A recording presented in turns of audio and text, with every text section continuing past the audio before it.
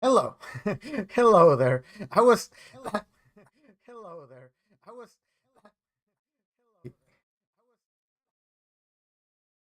I'm so rusty about everything that involves streaming or recording that I forgot to push the button to say go live. So I was just talking with myself for a little bit there. But I'm sorry. Hello, welcome. Welcome, Katie, if you're still there. This is a test because I haven't streamed in a long while and I haven't recorded in a long while. So I want to get back into the rhythm of it. How you guys been? How is everyone doing? Hello, Miss Santana. Hello, hello. It's been a while since we talked, and I'm sorry about that. Yes, yes, I know, and I apologize. We're gonna be looking at a case that I was watching in the morning.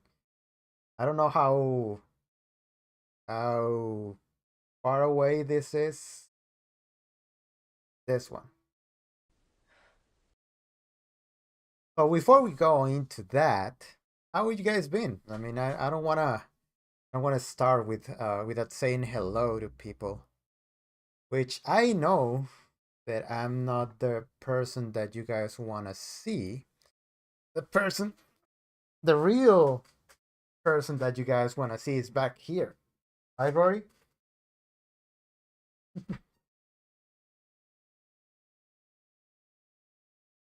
She's she's sleep. She's she doesn't wanna get on camera, but she's here. You don't wanna say hi to people? Wanna stay back there? All right, she'll come around, but she's right there. Do you guys see that my camera looks cloudy? Is it just me and on in my monitor? But I feel cloudy. Let me get something to wipe it off.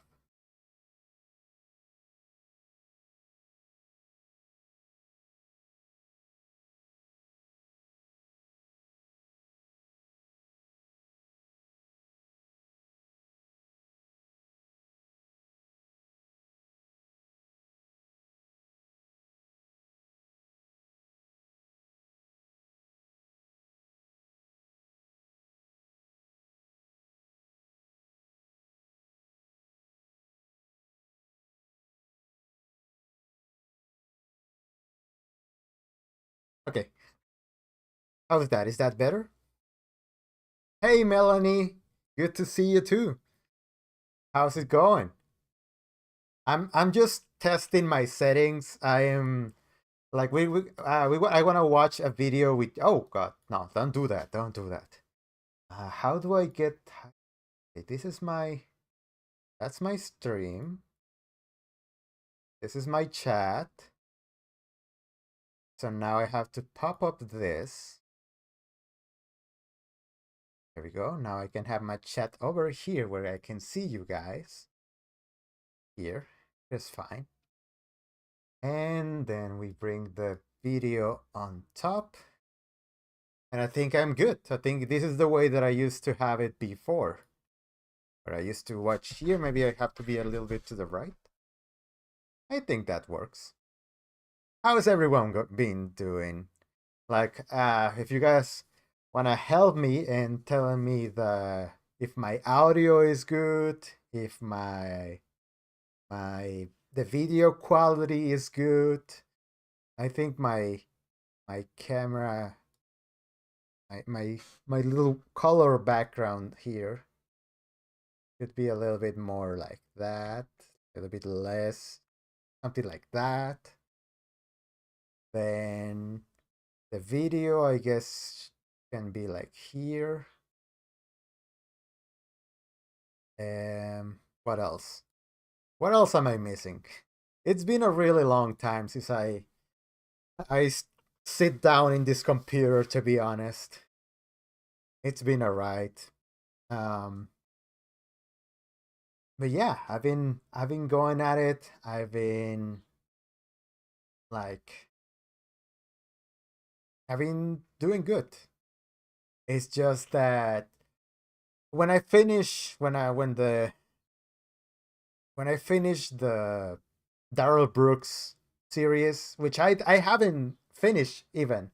Like I still have one more video that I need to do, and that's from his last um like the last case that he was, where he was in a wheelchair and he had a black eye. I need to see that one and make a video about it to close it up. Um, what else? I have the Sarah Boone trial like edited up and ready to record, but I don't know when I finish or when I stopped doing videos regularly because my job asked me to go earlier. So like this was my routine back in the day.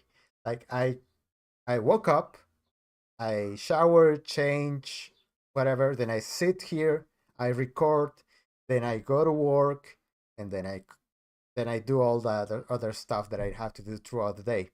But when my job asked me to go in earlier, um, that's where things got a little chaotic. And like I was like, no, I can do it. I can wake up at 4 a.m.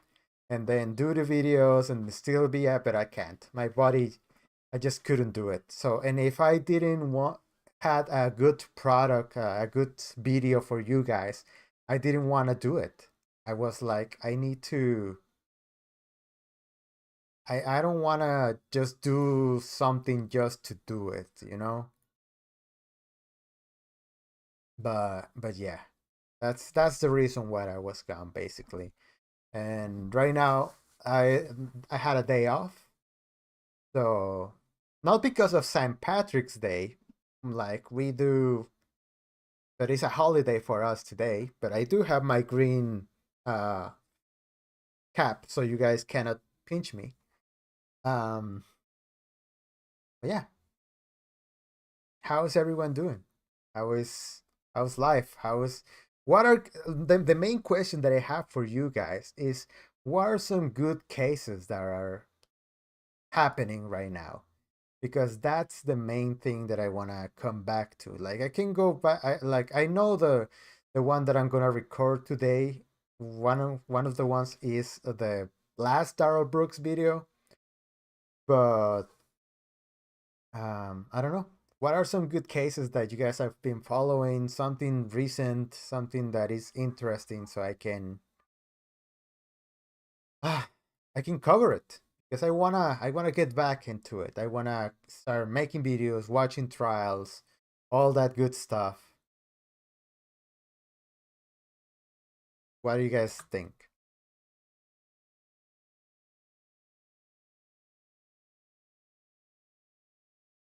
Karen Reed. Karen Reed wasn't she? Is the second trial going again? Because I remember Karen Reed trial last year. Is that's the woman that was accused of leaving her husband in the snow, something like that, or hitting her husband with a car. Hello, Marisol. Hello, Derry. Hello, Joanne. Oh my God, it's incredible that it's really really incredible that you guys are here. Like after so long, and you guys still come and say hi. That means a lot to me, and I consider myself lucky. I know it's St. Patrick's Day today, but I consider myself lucky that you guys are still stopping by and saying hi. But yeah, hey, Miss Santana, I miss you guys too. I truly, truly miss you guys. I miss sitting in this chair and recording, but I don't know. It got to a point where I started doubting myself, where I didn't think that you guys or anyone will really care about what I have to say. So I was like, what would be the point of me recording or doing something? And I was, but I want to get back to it. I mean, I should just put the videos out there, and you guys decide if you want to see them or not, and and we'll just go from there. Like I want to get back to enjoying making content. But yeah, how about if we start with this video? Like, we're gonna do a true crime. I mean, this is the link to the video. If you guys don't want to see my commentaries, by a channel called Explore with Us. They have a lot of subscribers, and this is recent. This is like 2 days ago. So let's watch it together, right? That's the link. I may be just totally off my rocker, but I was just out walking my dog, and I came across some bones that looked to me to be human. He had been dismembered. Oh my God. Okay, and I like I said, there was apparent saw marks. Okay, What marks? saw. Oh, marks. saw. When a human spine is discovered by a woman walking her dog in Mercer County in January 2016, it launches an investigation that will take years to unravel. Even with a bone-chilling confession, investigators are left questioning the truth behind their victim's unimaginably gruesome demise, and they will soon find themselves with another body on Look, their everyone. hands before the case is over. Before we got into the true crime gritty stuff, look at this cutie. Look at this cutie, baby. Look at Rory. Say hi, Rory. Say hi. Say hi to Rory. She's sleepy. She was sleeping behind me.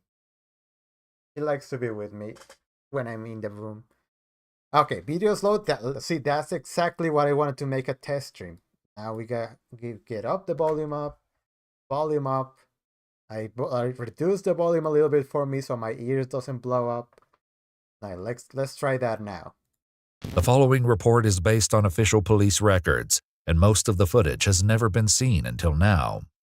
Following the 911 call from the concerned dog walker, police discovered a skeletal human spine hidden among the frozen brush in a fairly remote area in Mercer County.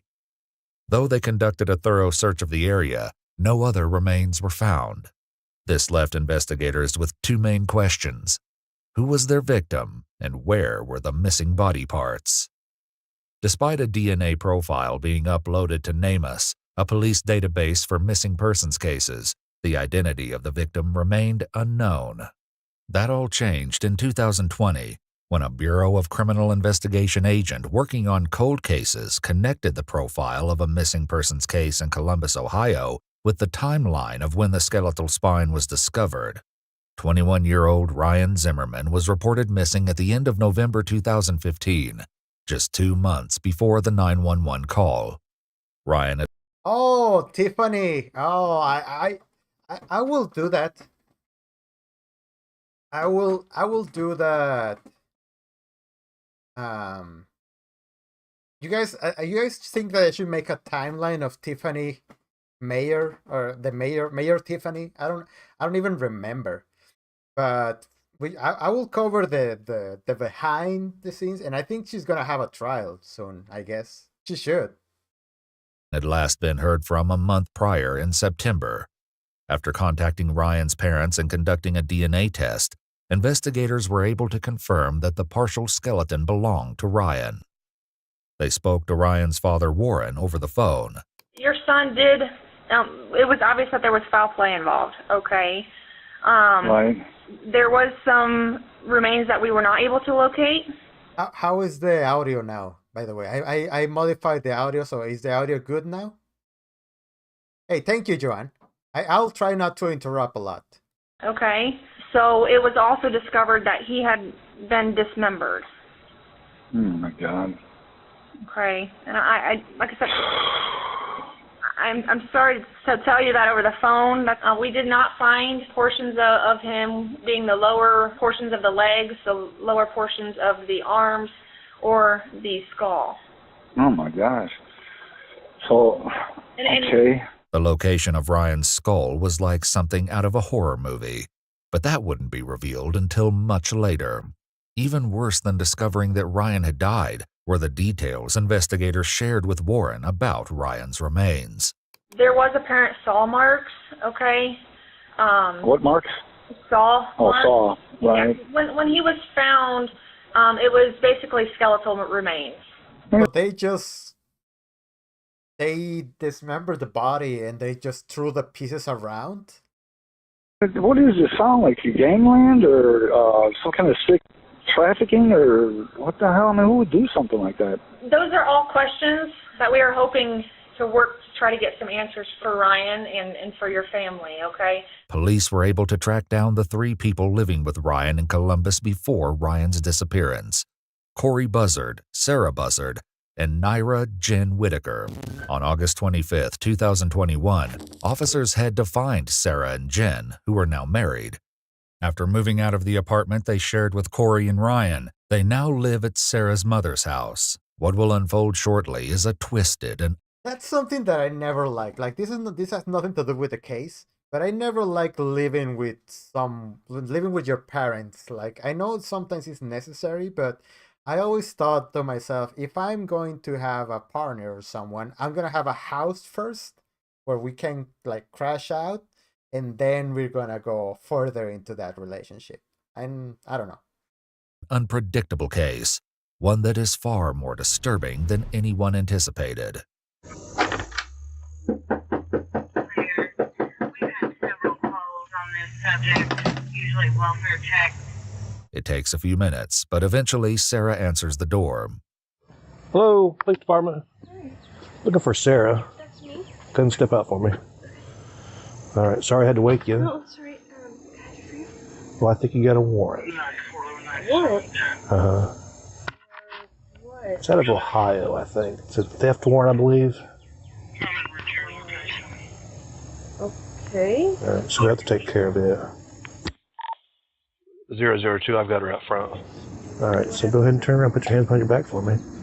Though he doesn't know it just yet, the officer asks Sarah a question that will foreshadow a devastating series of events.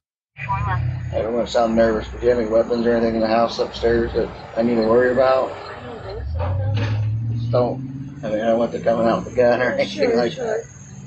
A theft charge. Sarah informs the officers that her mother and Jen are inside the home, and they soon join her on the porch. Just a little bit. Okay, so what's going on? Well, we got to take her downtown. I got to look at exactly what the warrant is for, and then we'll go from there. So I can. It's through Ohio, so they sent us over here. So others sent the warrant over here. We get them from out of state all the time. You know what I mean?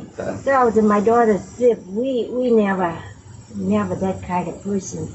But if something missing or Yeah, Mom, I do get it. You never really know anyone. Like you can know your daughter really good, but you never know what someone's gonna do. over there, no, I mean just Take some deep breaths, Sarah. yeah, when she move it. While the officer dances around their questions regarding Sarah's arrest, Sarah's disposition begins to take a turn. You been sick? We just woke up, sorry. Okay. Have you been sick or? No, just shocked. Oh, okay. Despite looking like she might pass out, it's decided that Sarah can travel to the police station. Okay, I'm gonna hold your arm so you don't fall over. Okay. Once at the police station and in an interrogation room, Sarah is told that detectives from Ohio want to speak with her. Hi, Sarah. Hello. I'm Megan Baker. I'm Nice with to the meet Sheriff's you. Office in Ohio. I'm Rick Ward. Hello. Hello, Sarah. Well, I'm assuming you have lots of questions. Yes, Okay. I do. We're going to take some time to sit down with you here, and maybe we can get some answers for those questions for you, if that's okay. Sarah has read her Miranda rights and agrees to speak with the detectives. They immediately dive into questioning, beginning with her time in Columbus almost 6 years ago. Sarah explains that she lived with her then-husband, Corey Buzzard. While married to Corey, Sarah had also started dating Jen, who was transgender. What? Eventually, as her relationship with Sarah progressed, Jen moved in with Corey and Sarah.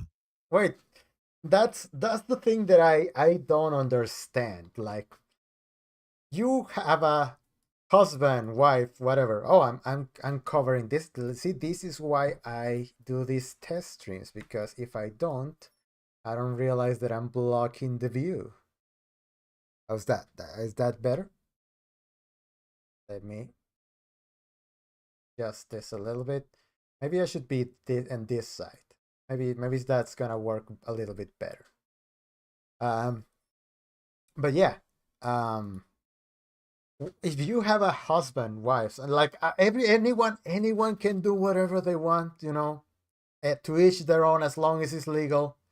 But if you already have a husband, wife, whatever, and you start dating someone, and then you move them into your house, that's trouble. That's always gonna be trouble. A few months later, they got another roommate, someone named Emma. And that's a little bit about why we're here, is to talk about Emma, also known as Ryan Zimmerman. He went missing. Are you familiar with any of that? No. Okay, so I guess, tell me what you know about Ryan. Or Emma, if you know him as Emma. Okay. According to Sarah and Jen, Ryan was newly transitioning, which is why they knew Ryan by the name Emma.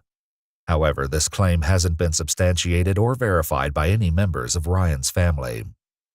It's a little bit of a touchy subject. My husband at the time had sexual interests. They had talked online extensively, and he had invited them to come stay with us, which I did not want to happen, but long story short, it did. After Sarah and her partner Jen moved into the house with her and Corey, Corey decided to meet someone and reached out to Ryan online. After speaking for a short period, Ryan moved in. Oh, wait a minute. So she was like, I started dating Jen, I guess, outside of marriage, and I brought her to live with us. But now that Corey wants to hang out with Emma, she's like, no, I don't want her living in my house. What? Into the Columbus apartment as well. At the same time that Sarah is in interrogation at Sarah's mother's house, Jen is also being approached by detectives. However, Jen is a little more hesitant to speak with them. What seems like it may be a simple conversation about Sarah's apparent arrest for theft will soon have a nightmarish outcome. Please step outside. Okay, we have a search warrant for the residence too. Okay, so we're not stepping outside. We're working a missing persons case from Ohio. The Ohio Attorney General's office has a task force with missing persons. Okay. And Ryan Zimmerman lived with you guys in Columbus in 2015 with you and Sarah and Corey, September 2015, right? And he's missing. And you guys were like the last people to see him. After clarifying that Ryan also went by the name Emma, or M, Jen remembers briefly living with Ryan. The investigators will often switch between referring to Ryan as Ryan and as M or Emma. After only living with Corey, Sarah, and Jen for 2 months, Ryan was asked to leave. Sarah claims that Ryan and Corey's relationship ended, and Ryan never found a job, which was part of her agreement to allow Ryan to stay in the apartment. Because of this, Corey told Ryan to leave, and Ryan planned to leave on September 25th. This timeline correlates with the last time anyone heard from Ryan. I know that they had tried to plead with me to give them another chance, but I said that I'd already given too many chances, and that it was Corey's call, ultimately. And I remember them packing, and either I went to the store, I was in a different room, I don't remember, I can't quite remember. Who was all home at that time?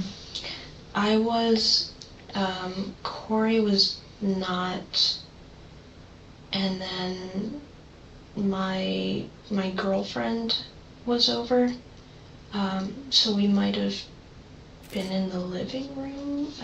I honestly, I don't remember.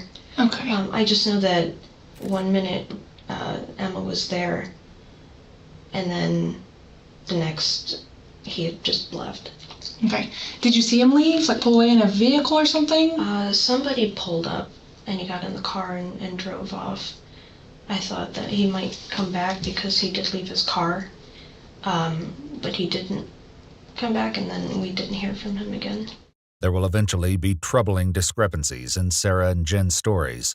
The detectives at Sarah's mother's house asked Jen a follow-up question about Ryan's vehicle. And again, never talk to the police without a lawyer. Even if you are innocent, it doesn't benefit you at all to talk with the police. Like, don't do it. It's never a good look. Because they want to get someone and they can get you. So never talk to the police without a lawyer. What kind of car did he have? Did you ever ride in the car? You were never in his car? Okay. Had you ever driven it? Yes. Okay. To the store or something, or when did you drive it? To a gas station. I couldn't get it to start again, so I had to call a tow company to bring it back, but I was embarrassed about it because I didn't really have permission to drive it. So did you drive it while he was still living there? No, this was after he'd left. Yeah, she just took the car. Oh, okay. Were you by yourself during this? My girlfriend was with me. Unknowingly, Sarah has just unraveled one of the mysteries behind Ryan's disappearance. Warren, Ryan's father, had been alerted that something was wrong when Ryan's vehicle was found abandoned. Though the license plate was missing, police found some of Ryan's belongings inside the vehicle, along with the keys and a full tank of gas. Warren had taken it upon himself to knock on neighbors' doors to see if they remembered anything useful about the car or Ryan's disappearance. To his surprise, someone did. One of the neighbors said they saw the car get dropped off by a tow truck near the apartments where Ryan was staying with Corey, Sarah, and Jen. And about a half hour later, the Columbus Police Department came and wrote the ticket up and had the vehicle towed. I'm thinking, why would somebody, it was like they wanted it to get picked up. Sarah claimed that she thought the vehicle had vanished because Ryan had returned and took it. What she doesn't add, not yet at least, is that there's an unsettling reason she'd been using Ryan's vehicle that day. Before moving on, the detectives returned to the question of Ryan's behavior before leaving the apartment.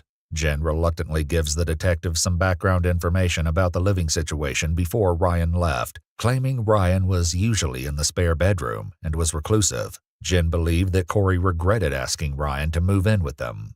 It was kind of weird. I guess how weird? Like, was she just kind of clingy? That's the thing too. I don't know. Em was so. Okay, I have pretty bad social anxiety. But Em seemed to have way worse social anxiety. Okay. And how was M's behavior then? Excessively shy. Okay. Jen also explains the reason for some of the tension with Ryan. Sorry, it's just the anxiety. Sure. I don't like to admit that I am trans, but it was just weird. Corey brought another trans person into the house because that's what they wanted. They had, I shouldn't use gender neutral for Corey because that's confusing. Corey had papers written up about, I forget what he calls it, like the trifecta or perfect relationship, but it involved one man, one woman, and a trans woman.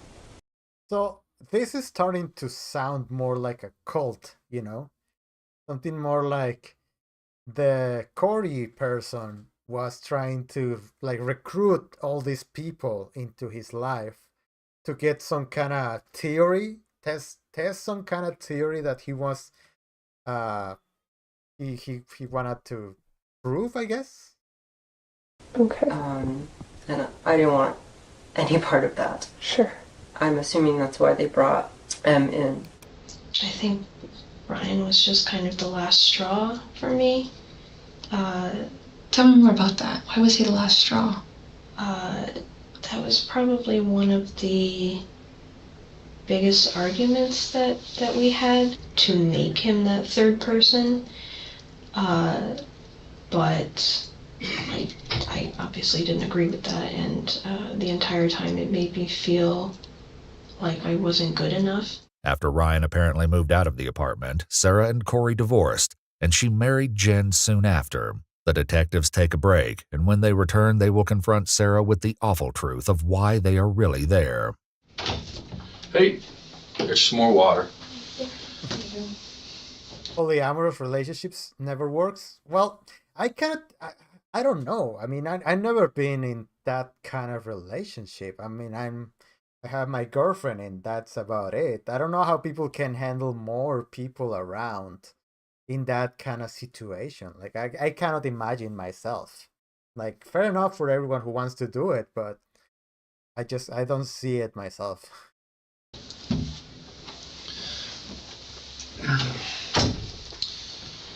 Sarah, I don't know if you know this or not, probably not, but you're talking to Jennifer right now, talking to your mom, and also talking to Corey. And there's major inconsistencies about this with your involvement with Ryan. And you know Ryan is... Do you see right now, like, the dynamic change when they came back to the room? Because before they were trying to get to her, and that's why the lady detective was on this side of the, you guys, yeah, on this chair, but now she's far back, and now they changed so the guy is on top because they want to confront her and get information out. I think it's really clever, and it's something that while you are sitting there, you're not gonna realize that they changed seats, but it's important. Now deceased.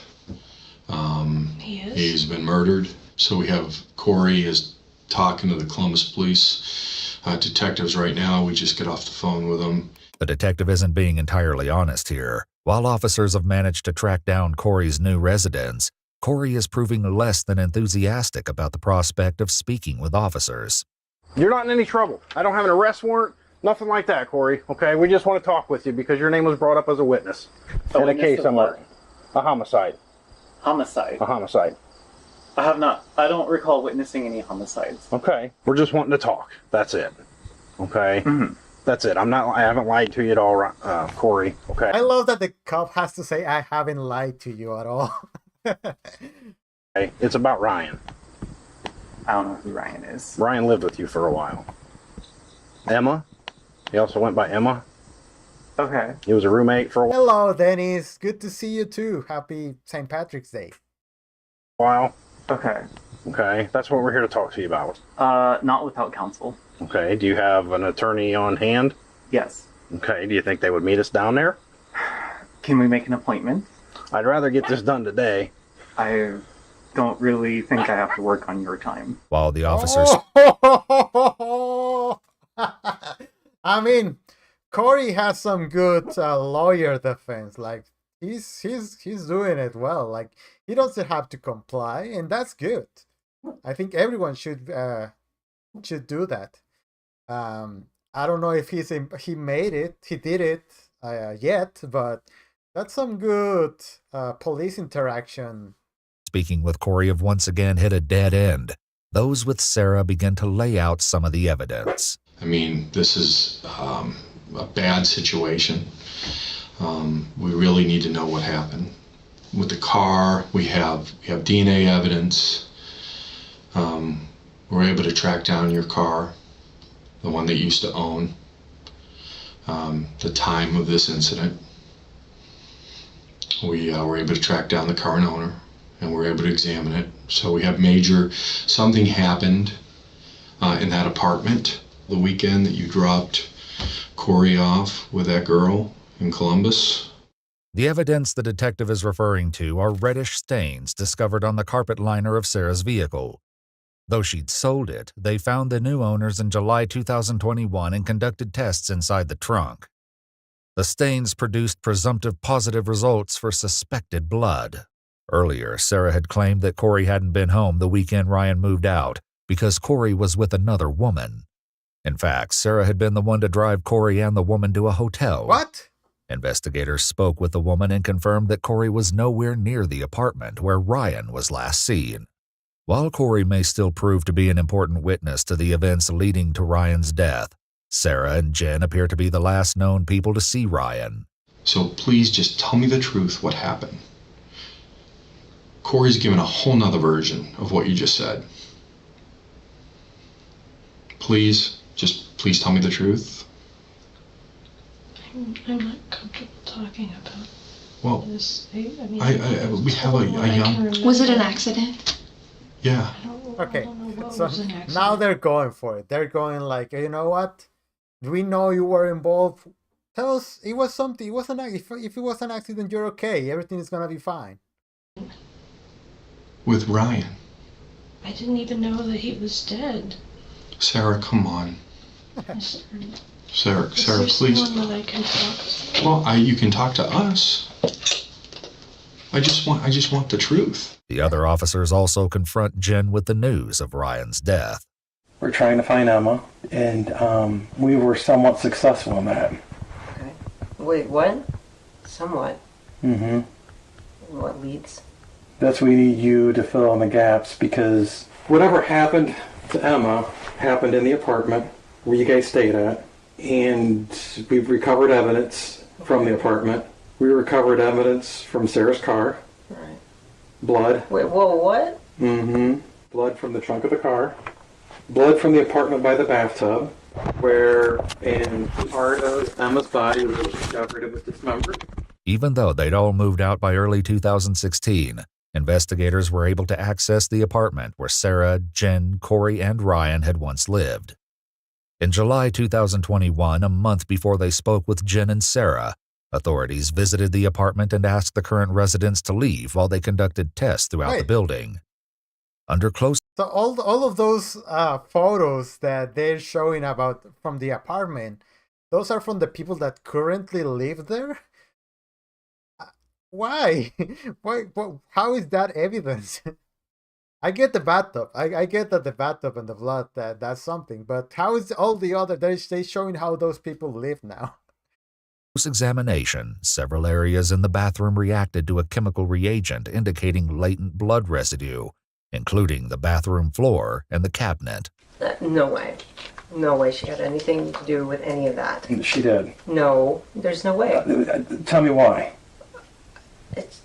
The Google searches, the deep dives that we did, the stuff that she was into at least, right? Painting with blood, like into drinking the blood, and then the searches that she did on her Android phone. I don't know. I don't know about any of the blood stuff. While this comment about painting with blood will be explained eventually, investigators won't have the chance to ask Sarah about it just yet, because she immediately throws a wrench into their plans. Sarah Loiter I can talk to. That wasn't my rights, right? Yes. Well, that's your decision. We don't advise on that. But all we're asking is for the truth. I don't know what to say. The truth, maybe? I've said what I remember. And you're telling me that's the truth. That's what I remember. Oh, this is going to be she your... didn't say that was the truth. She didn't say it. She was saying it's what I remember, what I choose to remember. Only time to talk to me and Megan. After this, we're not allowed to help. So. What happens to me after this? You're gonna be booked in the local county jail here. I mean, we wouldn't be doing. Hey, Melanie, we're not gonna discuss that with you. What you Google on your own, that's your thing. Don't. It's kind of scary, right? That the government or everyone can know what we search for.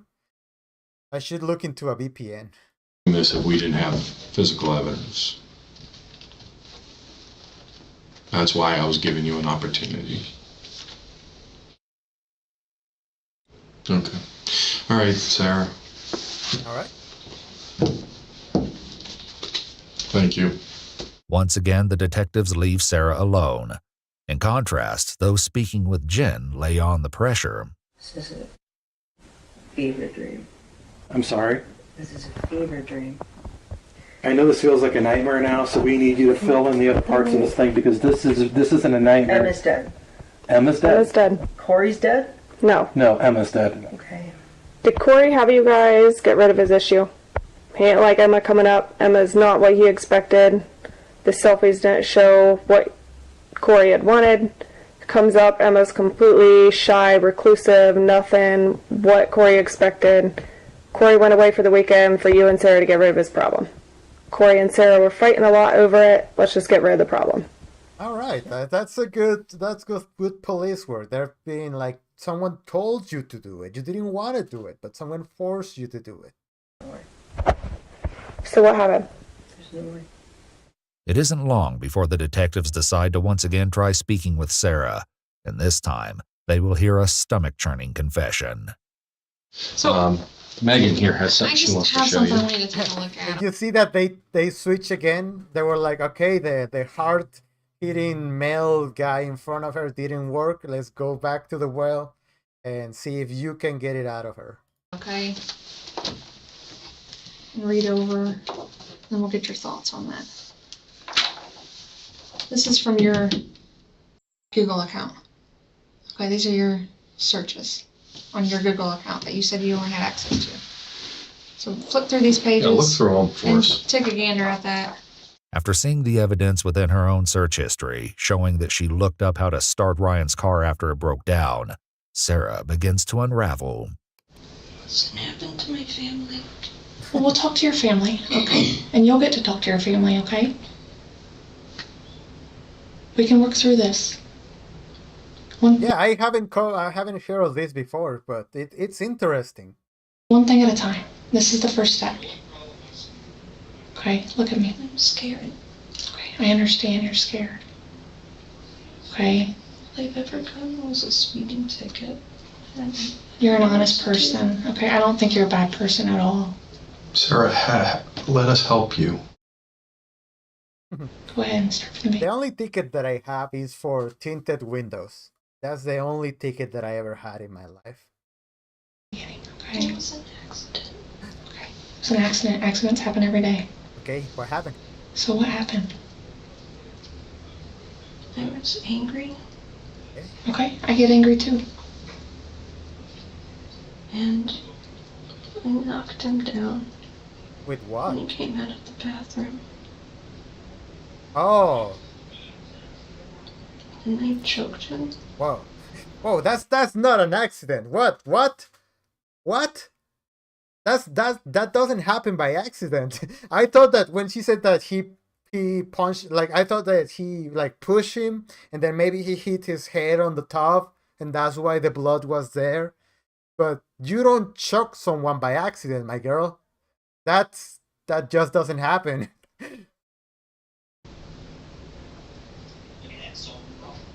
I wanted to believe that it was an accident. I've never done anything like that.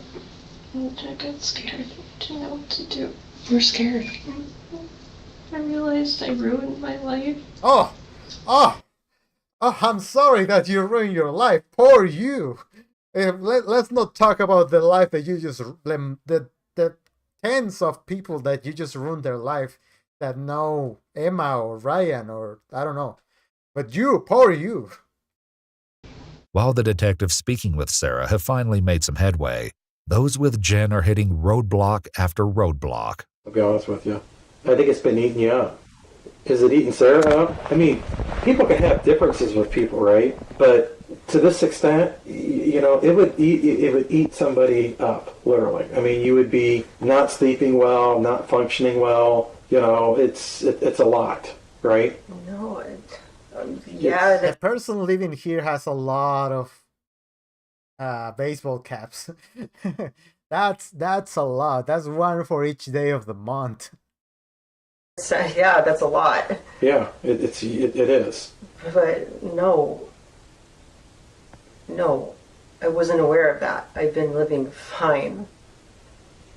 Okay, so maybe Things were fine. Things were fine until Emma came along, and then things weren't fine. No, if you want to go back to that, no. But even then, no. But things have been fine. There was no murder weighing on us. While Jen continues denying any knowledge, Sarah is telling a very different story. I put him in a chokehold and knocked him down. Did he pass out? Were there words exchanged? He passed out. Okay. You didn't let go? And I didn't let go. Okay. Mm-hmm. And then it was too late. He stopped moving. He started turning white. And I couldn't go near him. Though this is the first time Sarah has shared what happened to Ryan, this is only one version of the story, and with each retelling, the details only grow more and more unsettling. Sarah claims that Jen heard the commotion from downstairs and came up to see what had happened. I had to figure out how to get rid of it. Mm-hmm. So what happened? And we cut it up. We being you and Jen? Was this when Corey was away at the hotel? Okay. So where did you cut him up at? Bathtub. Bathtub? What did you use? Some kind of salt. Where did that come from? I found it in the shed. So you each have your own shed there. So they went Breaking Bad on this guy. Did you guys watch Breaking Bad? There's an episode of this, basically. Okay. Who did the cutting? Mostly me. Jen, on the other hand, refuses to make any concessions. I just don't remember. Yeah, you I do. don't remember. No, I don't. Here's the thing. You're going to remember these things. Yeah, I would probably remember if there was murder and a saw. And where did you cut him at? And again, this is all stuff I already know. Okay, I just need to hear it straight from you. The joints. The joints? Can you point to I guess what you mean by joints? The elbows. The wrists, ankles, Mm-hmm. knees. And then up here? Mm-hmm. And the neck. Okay. Does Jen help cut him up? Not really. She wasn't feeling well. No, I'm sure. She got kind of sick. Okay. So I took over most of it. But did she help a little bit at the beginning? Okay. We were both really scared. One of the officers in Jen's interview steps out of the room to take a call, and when they return, they have news that will flip Jen's denials upside down. Got an update. Okay. Sarah just admitted to everything, and you helped dismember the body. She admitted to all of it. Okay. So fill us in with what's going on, right? With the car, you're going to remember everything. So at this point, Sarah, spilling the beans on the whole kit and caboodle. Okay. Okay, this is what we told you before. We knew where we were at. So this amnesia that you have isn't going to work because now you're implicated in this as well. I don't have amnesia. Then fill it in. Yeah. Fill it in. I didn't do that. I just got the phone call from the analyst that's listening in on the interview, and she's coming clean, right? They're watching it live. Okay. She's coming clean, and you helped dismember the body with her. Yeah. Sarah's not going to be able to do this by herself. Yeah. And if she said that, then she's lying. You just said before Sarah wouldn't lie. She's not lying. I didn't say she wouldn't. So who's lying here? It's not Sarah. It is definitely Sarah. If she said that whole... Yeah, I would remember that. Just to the point because you're being implicated now. So now it's a lie. No. We just want to get Emma his family's... Yes. Where did you guys go then with the body? All right, let's get to this part here. Where did you go with the body after it's dismembered? And don't say you don't know. Because I don't have to say I don't know for that because we didn't do that. Luckily for investigators, Sarah is giving them all the answers. This, however, is only her first confession, and she will eventually share another that changes everything. I mean, why would Sarah lie? Like, that's her husband, wife, I don't really know, but that's her partner. So, like, saying that she was involved, like, right off the bat, not even trying to protect her, like, no, she's like, I'm not gonna go down by myself for this, you know? So, you got him cut up, then what happens? We have to figure out where to put everything. So where did you say you put his belongings? Where did those go? Like his clothes and his... Just in one of the bags. Okay, and where did those... We put those in a bin. Like a dumpster? No, like a Tupperware bin. Oh, okay. And where did that go? In the back of his car. Okay. We were going to drive the car somewhere. Mm-hmm. And leave it. But the car wouldn't start. This is the real story about the tow truck. According to Sarah, she and Jen planned to dispose of Ryan's dismembered body parts, which they'd loaded into the back of Ryan's own car. While their plan... Also, why do you have a spare wheel?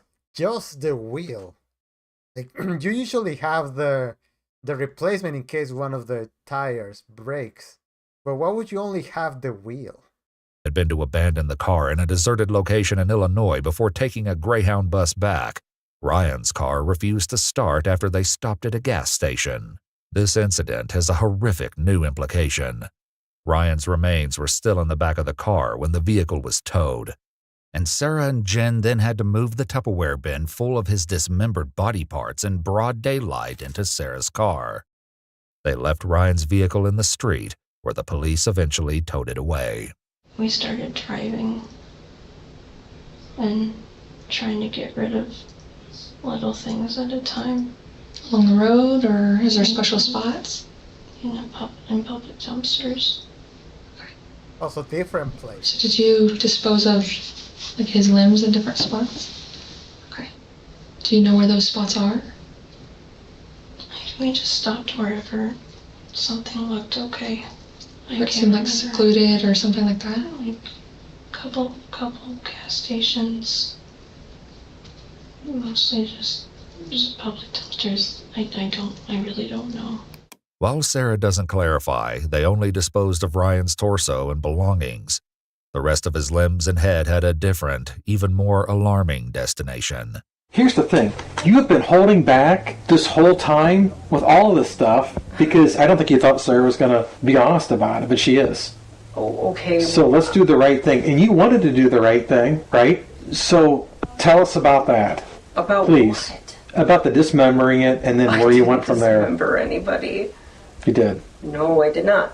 That's fucking insane. It's not insane. That's insane. This happens all the time. I mean, you may not want to admit to doing it, right? But this stuff happens all the time. So where was Corey during this? It's horrific, but it does.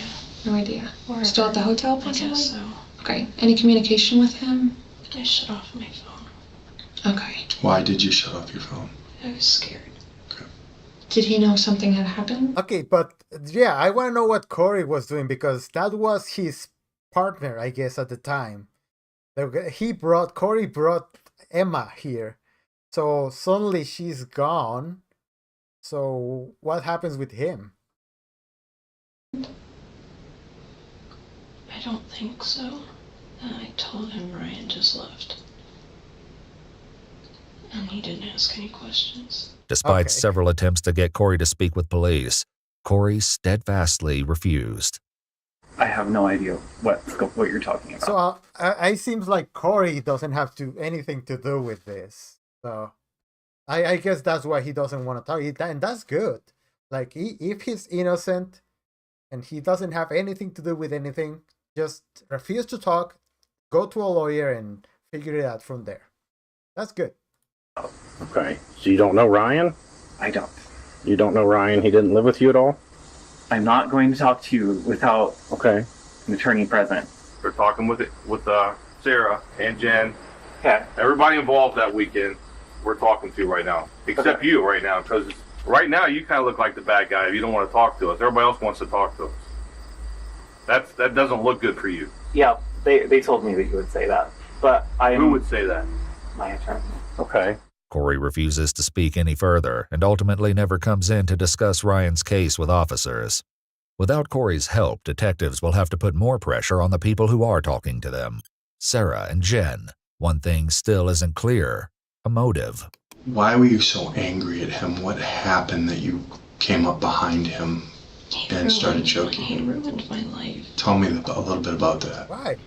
I mean, I told you the arguments Corey and I had And I couldn't make him see reason. The officers talking to Jen also try to understand a motive. You would do whatever you could to make Sarah happy. So let's get rid of M, because that would make Sarah happy, right? To get her out of that household. Sure, but they agreed to leave. But she wasn't. Not willingly. Not fast enough. She agreed to leave. Without meaning to, Jen points out a glaring issue with Sarah's current confession. If Ryan had agreed to leave, why didn't she simply let that happen? Yeah. This exact question will be central to the story Sarah tells later. Did Jen know that this was going to happen? No. But she was there for me. Sure, she's your support. You said that. That's what support people do. They're there for you. I'm worried about what's going to happen to her. I want to understand that. We It's only understand, natural. and we appreciate you She's going to jail. talking to us openly. The detectives have no reason to assume that Sarah means anything more than simply worrying about Jen, but her concern hints at a disastrous turn of events soon to come. So what happened? You got him. Something happened to Emma, and you put him in the tub, and you guys did your thing. Fill us in on that, please. That didn't happen. She's filling in the gaps where you are not filling the gaps, though we know that you know what happened, right?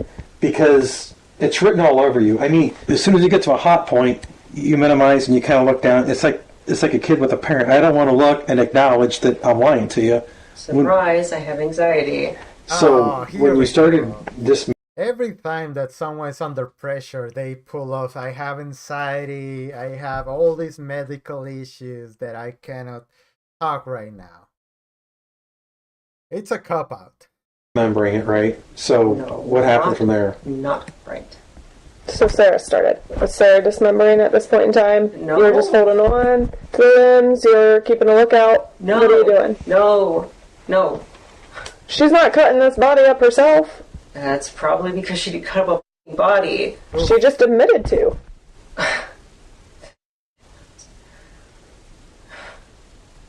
No, she didn't. She did. Yes, she did. The detectives attempt a different approach to get Jen to talk. It's more beneficial to go, this is where it is. And it shows that you're wanting to make things right. You want to get things better, and you're showing remorse. Because the judge, I'm not back in our showing county, remorse because I don't know how to process this. And I'm not showing remorse. There is no remorse to be had. so getting rid of disposing of a body, you should. I can see what she's doing. She's like, I didn't do it. I didn't did anything with the body. That was Jen. No, Sarah. That was Sarah.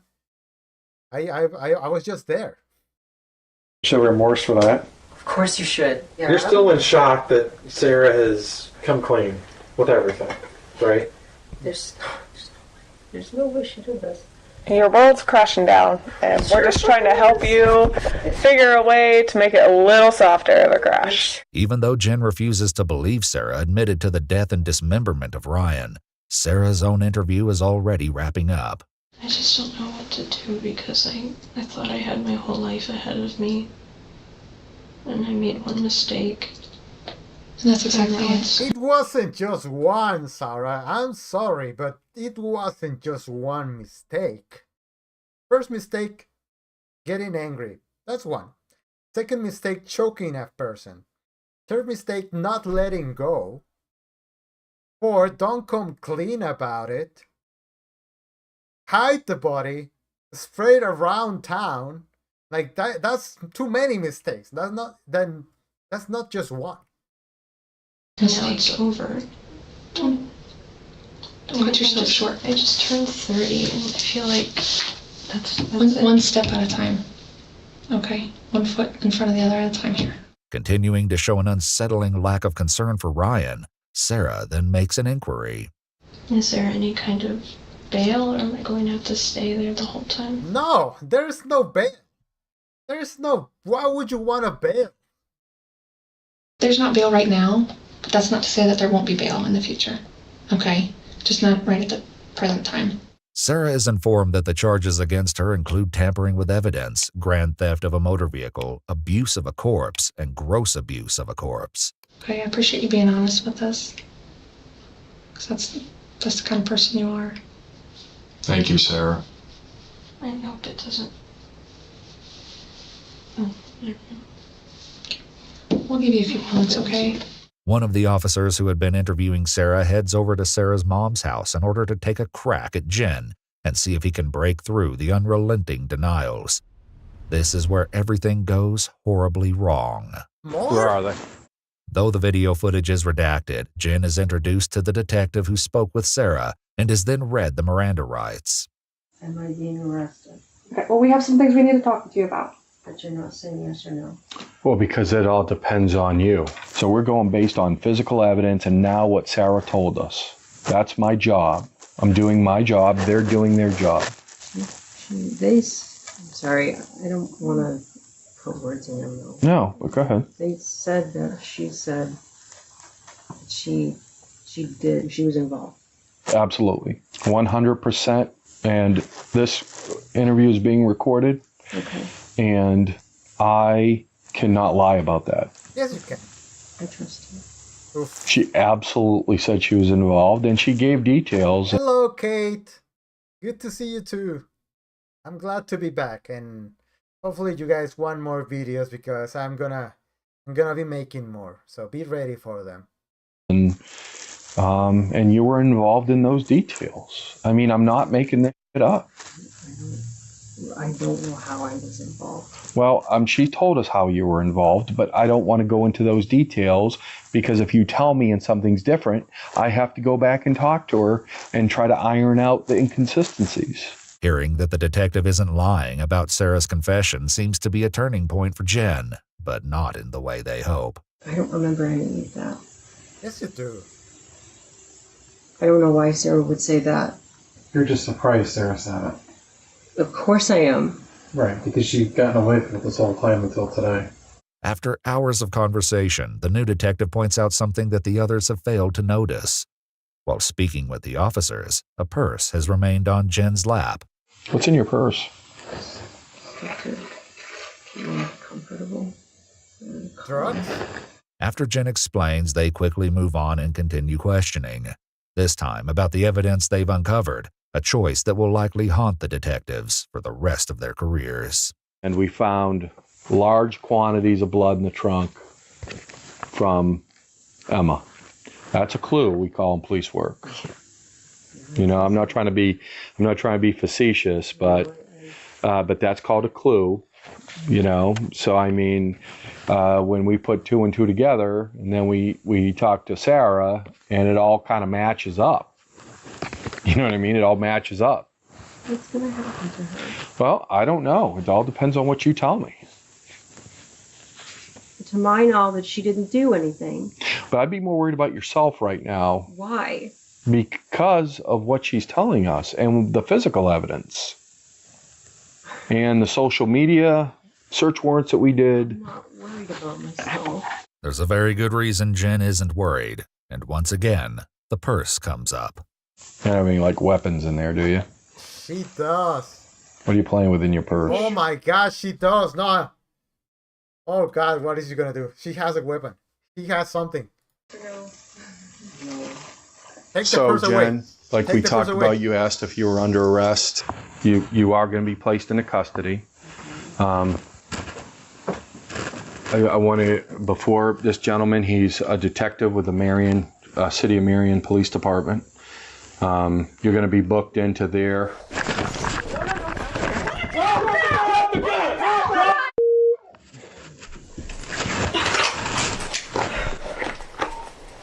Central 055. 055. I need an ambulance, shots fired. Yeah, I think that was... I saw that one coming. How long's her hand been in that? 055. 055, 9512. Need you to respond to the scene. Do we have a victim? Affirmative. And this is why you handcuff someone when you're questioning them, because you never know what they're gonna do. None of ours, right? We didn't return anything? Negative. No officer involved. Just as officers began their arrest, Jen pulled a small handgun out of the purse and fired.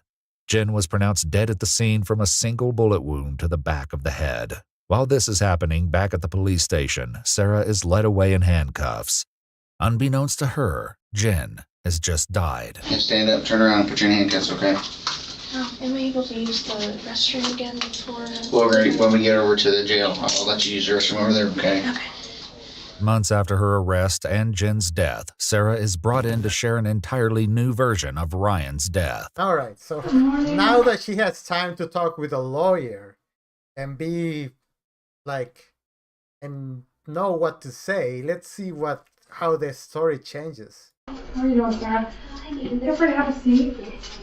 People here. We didn't want to be rude drinking our coffee in front of you, so we've got you one. Feel free to have it if you like. If you don't like coffee, then I haven't had coffee for so long. It's a specialty. It's a Cinnabon, so it's on something good. After a few more pleasantries, the investigators clarify with Sarah that her lawyers agreed she can speak with them, and they read her Miranda rights. They immediately begin by discussing Sarah's new confession. In this discussion, she refers to Jen by the name Naira. On the morning of the 26th, Naira started voicing some plan about killing him, and I did not take her seriously because she would make comments. Okay, so now she's throwing her under the bus. Now that she's not there to defend herself, the strategy is to blame everything on Naira or Jen or whatever. That's devilish. It's like that sometimes. I still didn't take her seriously, but I was starting to get worried because of how intricate it was getting. And then when she started gathering tools like trash bags, bleach, the handsaw from the shed, I realized she was serious. So I tried to talk her out of it, calmly at first, and then I started getting a little hysterical. And she told me that if I didn't help, that she was going to do it anyway. And usually at this point, the attorneys ask me, well, why did you do it? Why didn't you call the police? Why didn't you kick her out? And it was because I loved her. I was so scared and horrified, but there wasn't, like, I didn't stop. I didn't stop her. I didn't. Love is a powerful thing. Yeah. She had a rag that she dipped in bleach, and she had a bottle of vinegar next to her to add to it when the time came, because I guess they had some kind of chemical reaction and released some kind of poisonous gas. I don't really know, but she did the research for it. Though Sarah has significantly shifted the roles that she and Jen play in the planning and execution of Ryan's death, she still tells detectives that she jumped on him when he came out of the bathroom before Jen then held the rag over Ryan's mouth. The changes in her story only become more apparent as the details grow even more brutal. When he started making these guttural gasping noises, Naira let me get out from under him, and I curled up in the office and cried. So I stayed in the office for a while until she did get him in the bathtub, and she had put a trash bag over his head and severed it, and then put that into the freezer so that she could deal with it later. Since her arrest, investigators have discovered chilling evidence about the fate of Ryan's decapitated head, something they'll bring up shortly. In this retelling, rather than Jen being the one to dispose of Ryan's clothing, it was Sarah who took on this job. However, this doesn't mean she didn't help with the dismemberment. She started to get intestinal cramps, so she went to lie down and said I had to take over.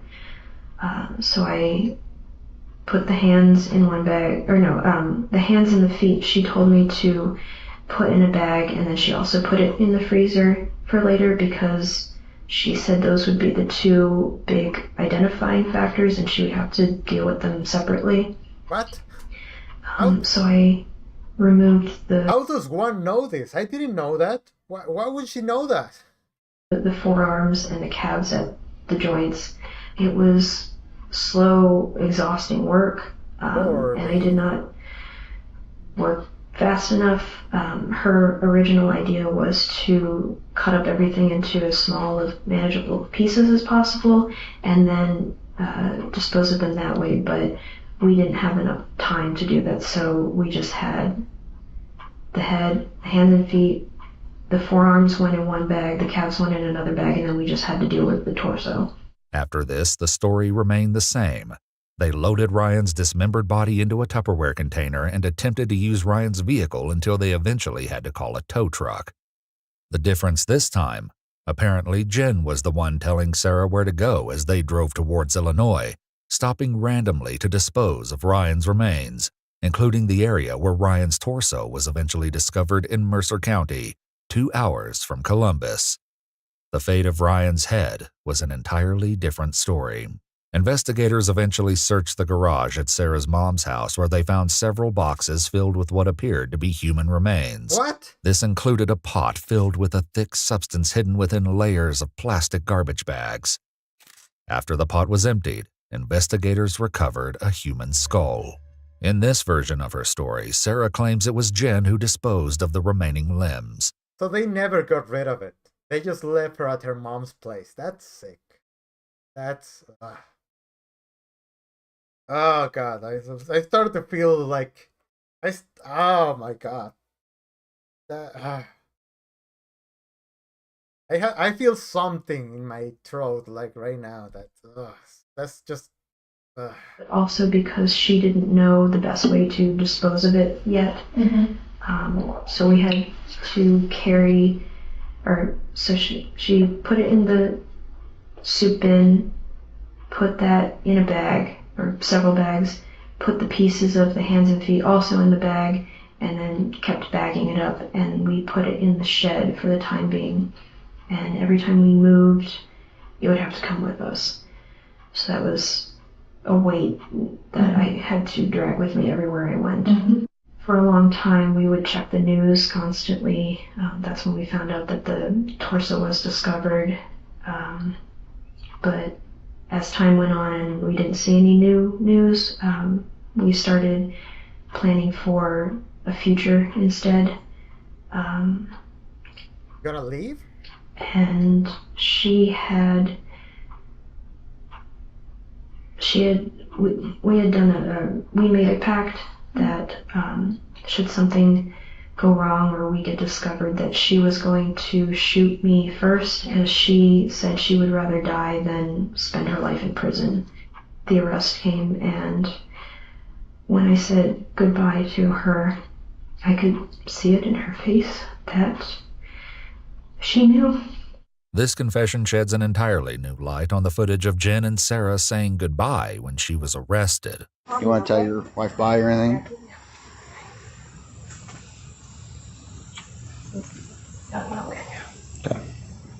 You had mentioned the bleach and vinegar on the ring. Okay. And then mentioned something different was put into the pot? Lye, some kind of lye mixture. Okay. And is that something you would have had on hand, or did she go out and purchase? That she did purchase. The head in the freezer didn't draw any attention because she had packed like vegetables and stuff in front of it, so it didn't look like it was anything. Wait. This is a horror. So Corey was still like getting food from that fridge, like while he was getting while Corey was grabbing the hot pockets out of the fridge, the head was still there? What? Horrifying detail. While Corey was still living in the house, Ryan's decapitated head was in the home, hidden just out of sight behind some frozen vegetables. The detectives take a quick break before returning to clarify a few more details, including the comment investigators initially made to Jen during her interview about Sarah painting with blood. So art for me is a coping mechanism. And I know that Randy and Eric had mentioned that there were two pieces in particular that gave people red flags. One was a painting of a sheep with that was done in blood, or some of it. That piece I had done prior to ever knowing about Ryan. That was a coping mechanism for everything that I'd been through with Corey. Sarah posted this drawing to her illustration Facebook page in June 2015, titling it Sacrificial Lamb. Though she created it a few months before meeting Ryan, it eerily depicted the lamb dismembered and decapitated. The other one was a mermaid holding a human head, and I know that people thought, or at least I heard, that this was like showing like, look what I did. What Sarah doesn't mention is that she titled this drawing, Till Death Do Us Part. But that was also a coping mechanism, having to drag that around with me everywhere we moved. During the interview, Sarah also doodled a quick drawing of the saw they used to dismember Ryan. The elusive motive still needs to be clarified, and so detectives ask the haunting question of why Sarah and Jen didn't simply let Ryan leave the apartment as planned.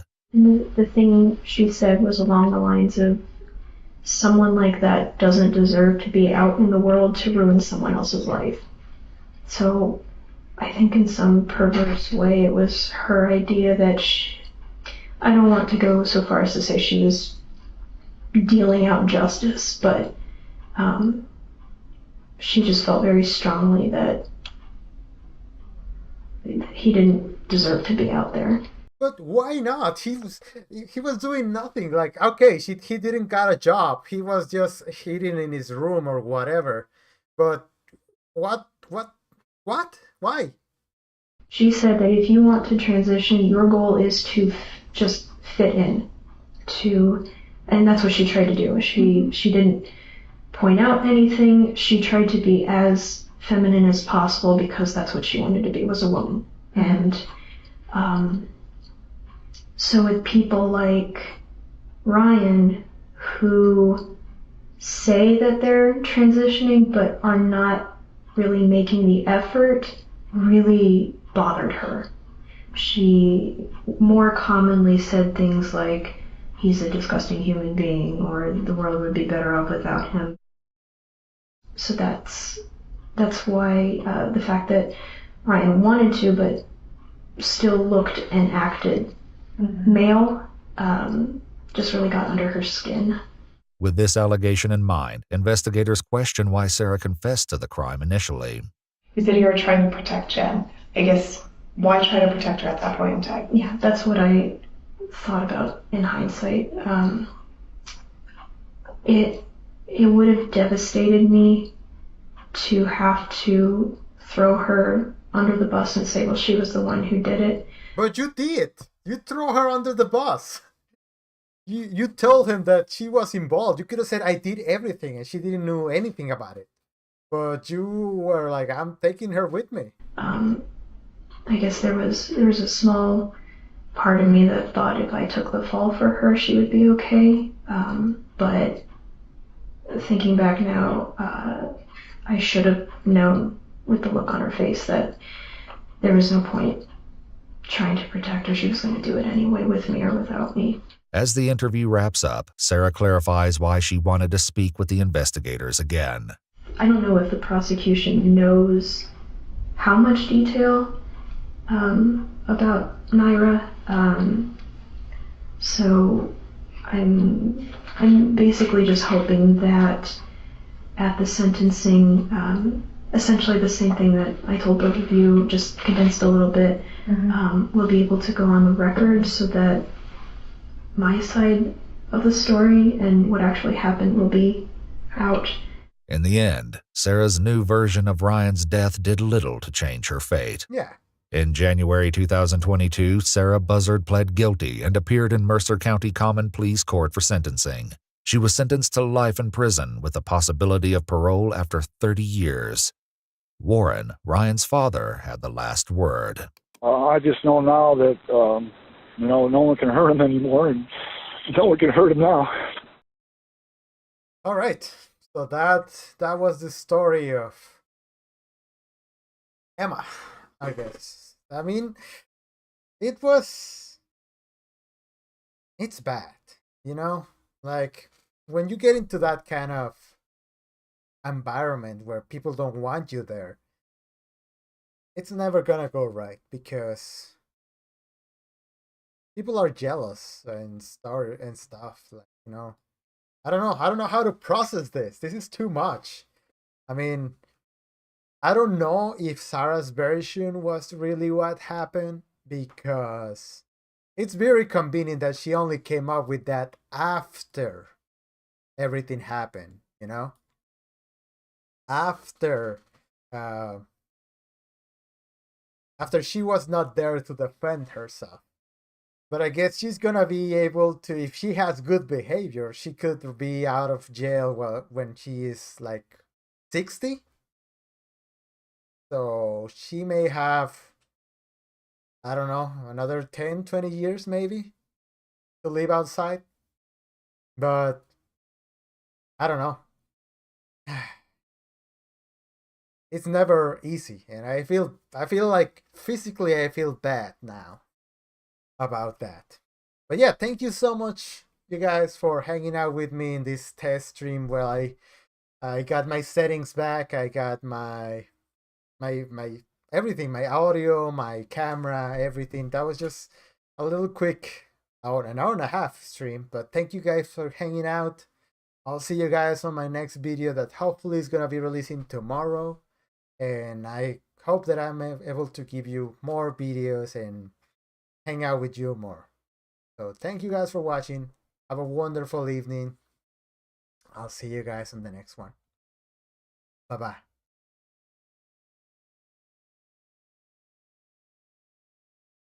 I don't even remember how to get out of my thing.